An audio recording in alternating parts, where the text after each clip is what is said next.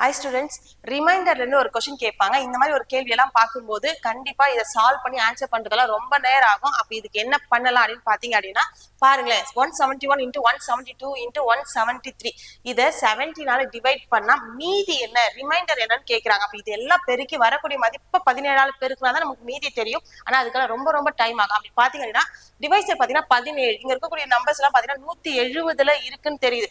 17ன்றது 10 முறை பெருக்கும் போது எனக்கு 170 வந்துடும். அப்போ 171 நான் 17 டிவைட் பண்ண அப்படின்னா எனக்கு மீதி என்ன வரும்னு பாத்தீங்க அப்படின்னா 1ன்னு வரும். ஓகேவா? அதே 172 17 டிவைட் பண்ணும்போது 172 முழுமையா வகுப்பட்டு 2 அப்படின்றது எனக்கு ரிமைண்டரா வரும். ஓகேவா? அடுத்து 173 17 டிவைட் பண்ணும்போது 170 முடிஞ்சிருச்சு அப்படின்னா எனக்கு 3ன்றது ரிமைண்டரா வரும். இதுக்கு மேல என்ன பண்ணாங்க, நடுவுல எல்லாமே என்ன இருக்கு, பெருக்கல் இருக்கு. அப்போ 1 into 2 2 2 into 3 6. அப்போ 6 17 நான் டிவைட் பண்றேன்.